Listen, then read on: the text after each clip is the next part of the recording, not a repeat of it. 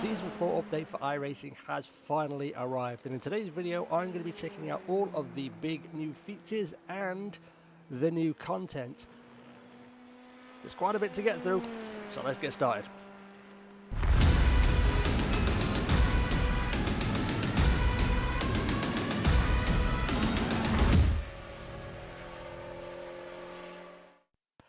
Welcome back to the channel, guys. My name is Matinho, and in today's video I'm going to be checking out the new Season 4 update that has just been released for iRacing. So I'm going to be taking a look at quite a few things. We're going to have a little looky at the new UI. We're also going to check out the new GT4s and see how they stack up against the old GT4s in terms of lap time. I'll also be checking out the new content, the new Aston Martin, the upgraded BMW M4 GT3, the new Mustang, the NXT Indy car, the Mexico City circuit, and we're also going to have a little look in some of our testing at the reprofiled Daytona and Charlotte Roval. So yes, quite a bit to get through. Video should be about 20 minutes, so yes, let's jump into it, and we're going to kick things off by taking a look at the new GT4 update. Okay then, guys, so GT4 testing. I did this at Daytona, and admittedly I made a boo-boo. I don't know why I completely blanked on the fact they were updating Daytona, to be specific, the chicane. So yeah, and I didn't have time to go back once I'd found out. So yes, we're gonna have to make do with that. I ran 10 laps on the pre and post updates, and it was the baseline, same time of day, same track temps, all the other bits and bobs are all exactly the same. The only thing that's different that I saw initially, and I noticed this when they did the GT3s, is slight changes to the initial setup with regards to the brake balance. Previously it was 60.7. On the new ones it's 55.5 out of the box before you make any changes, and I didn't make any changes to either because I didn't want to start muddying the water with the test results. And the fastest lap for both actually came on my 10th and final lap, so yes. So we're going to take a look at it now, and first thing that I noticed sort of out of the box was they're a lot faster in a straight line. The acceleration is maybe a little faster on the new update, but as soon as you start getting into sort of the 5th and 6th gear, then the new update's starting to pull away a little bit. Now, I did mention in the patch notes that the cornering speeds were going to be slightly reduced, but I honestly haven't noticed that. If it is, it's very, very minimal. So again, I might do some more testing to figure this out. It didn't seem like there was a huge difference, but a definite noticeable change in terms of acceleration with the new ones, let's say. Under braking, it felt a little bit more stable with the newer ones, but out of the corner it felt a little bit more unstable, so that's something to take into account. I mean, at the point where I did my fastest lap, tyre temps and tyre pressure shouldn't have been a big issue. But I mean, overall, I quite like it. The new update, the cars feel a little bit lighter, a little bit more manoeuvrable, but to a point, I guess. If you start trying to be, trying to push it a little bit too hard, then it is going to bite you because of that, I would say, a little bit of extra instability. But as we come down to the chicane, as you can see, there's a big difference here. You can go a lot quicker and a lot flatter through the chicane. It's a lot more bumpy, and you've got the 3D curbs and all that I've been talking about. But yeah, so apologies for that. Again, completely missed that in the in the update notes.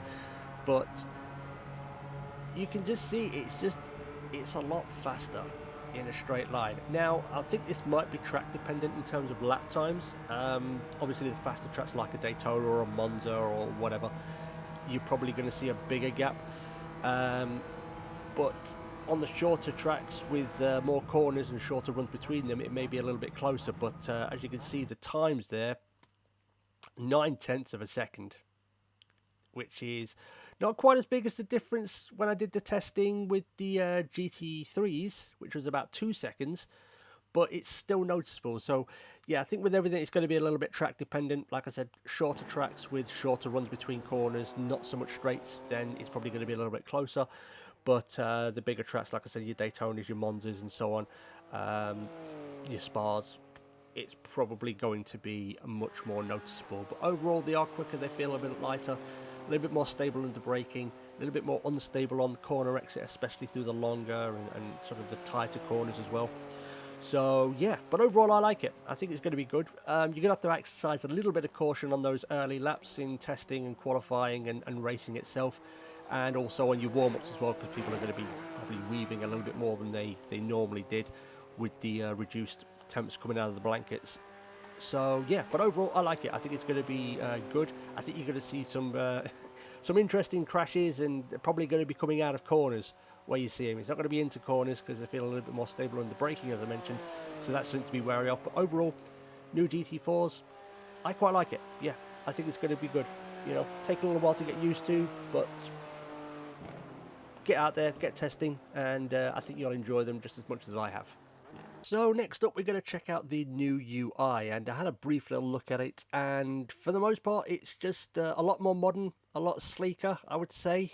Everything is pretty much in the exact same place, so you're not really going to have any problems finding bits and bobs. It's not like everything is moved all over the place. I will say, however, certain parts seem a little bit more streamlined, whereas other parts seem like you're going to have to do a little bit more scrolling. So that's probably going to take maybe a little bit of getting used to. It's not a massive inconvenience, to be honest with you, but yeah, I was looking forward to this. I was hoping that they were going to basically eliminate the need for things like eye overlay and race labs and so on and so forth. Maybe it does in the future. Maybe there'll be a little bit more customization in terms of the colors. Whether that's in there now, I don't know. I didn't do a whole lot of looking, but yeah, and like I said, all the controls are pretty much the same. As you can say, you can Alt-K like you've got on screen here, and you can move things around and get them to wherever you want them, and it's relatively easy to use, like I said. So, I mean, I wasn't altogether, I wasn't displeased with the old version. You know, I don't spend a whole lot of time looking at it. I'm more concerned with what you're doing with your racing, to be honest, but I know a few people have been looking at it. So yeah, main takeaways with the new UI, looks a lot sleeker, a little bit more streamlined in certain places, but I think there's going to be a little bit of extra scrolling in others. So yeah, overall I like it. I wasn't bothered with the old one, but I quite like it. It's quite nice, it's quite new, and yeah, might take a little bit of getting used to initially, but like I said, everything is in the same place, so just get in there, play around with it, see what you think. I quite like it. So yes, but now we're going to take a look at some new content, and we're going to kick that off with the new Aston Martin GT3 car. Okay then guys, so for the next part I took the new Aston Martin Vantage GT3 Evo to the brand new Mexico City circuit, and just for funsies I've also added a picture-in-picture with the updated BMW M4 GT3 Evo, which has been my go-to. And I'm going to be honest with you, they are polar opposites. They really are. Focusing on the Aston Martin first of all, it feels a little bit sluggish, a little bit heavy, a little bit reluctant to get the nose into the corner. I mean, you'll see here how easy it is to get the BMW to play ball, whereas I'm really having to fight the car a bit with the Aston. Also feels a little bit skittish over the bumps, I noticed, but out of corners it does feel stable. However, I'm going to put that down to the fact that it's probably going slower, because you're having to slow it down a little bit extra compared to the BMW, and maybe compared to the other things as well. Makes nice noise though. I will say that the Aston does make a very nice noise, but nice noise is discounted. It feels a little slow. I think there might be some updates to this. On the BMW M4, however, feels lighter. It feels a lot lighter. Like I said, it's a lot easier to get the front end to play ball, and to get the nose where you want it to, and just feels nimble, a lot more nimble than it used to. It wasn't a bad car previously, it was one of the more stable cars out there, but it does feel a little bit more nimble. But with that comes a little bit of a trade-off. It is a little bit more skittish, I will say, ever so slightly. And I say this because I did 5 laps in each, and as I was coming up to this part of the track, this corner in particular, I dropped it, and I was about 0.7 of a second up at that point. So as we're going to come across the line, you see the Aston did a 45.1, whereas the BMW did a 44.2. And if it wasn't for that little boo-boo of mine, I probably would have been able to put in a 43.5, 43.6. So yeah, probably going to be some updates to the Aston Martin. So whether you want to wait on that, I'm not sure. Maybe I need to take a little bit more time to get used to the Aston, but it just feels a little bit sluggish, a little bit heavy, a little bit dim-witted. So yeah, I would imagine there may be some changes and patches and updates to that car as we move forward. But we're going to stay at the same circuit now, and we're going to try something different, and we're going to do a different layout as well, because I am going to try out the new Indy NXT, the IL15, I believe it is, the Lara. So yes, let's go check out and see what that one's like. Okay then guys, so now we're going to check out the new Indy NXT car, and I've got to say, this is a lot of fun to drive. It really is. It's pretty stable. It's very quick. It's pretty positive on the nose.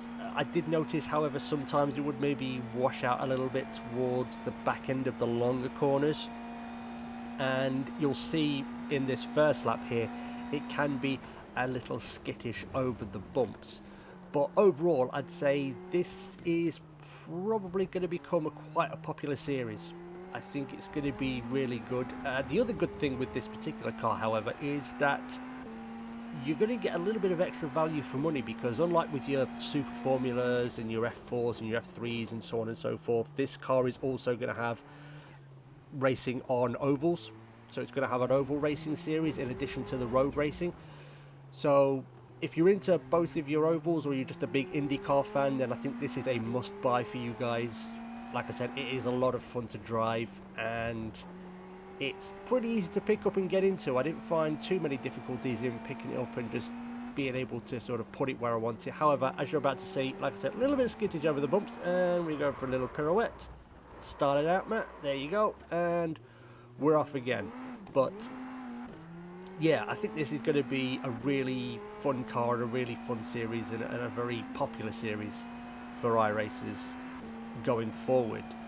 The other thing I really like about this is, and while I didn't try it on this particular run that I did, because I don't think I mapped the button, is the push to pass. So that's going to add a little bit of extra thinking going into a race, how you use it, where you use it. Are you going to save it and just dump it all at the end and try and pick up places? Are you going to use it at the start and try and get a bit of a gap? Or are you going to just sort of find yourself fleeting in between? So I really like that, a little bit of added thinking, a little bit of extra strategy for everybody.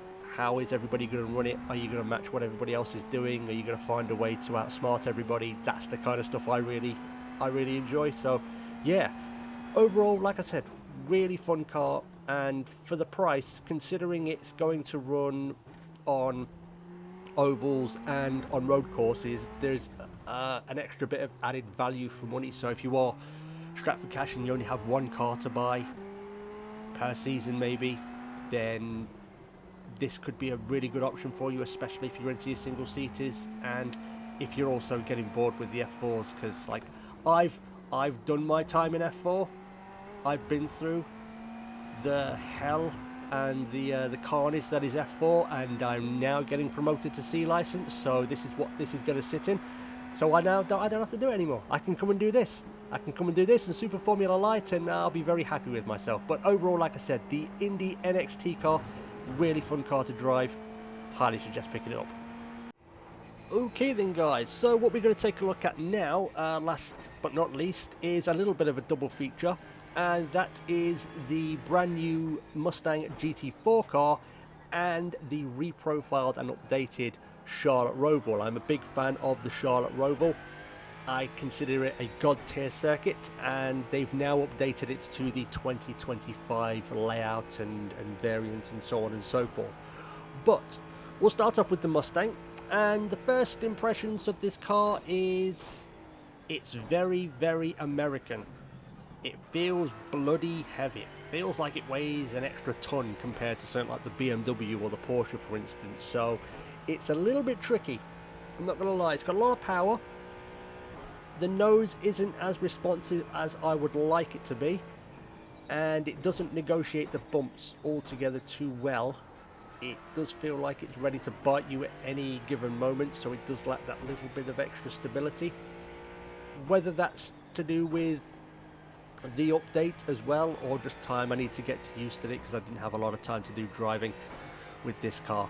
But it makes a really nice noise, but it just feels heavy. I think it's going to take a little bit of getting used to for everybody. I think you might not see mass adoption of this when you go into your GT4 races or your other series that run in the GT4s. So yeah, it's not bad, but it's not great.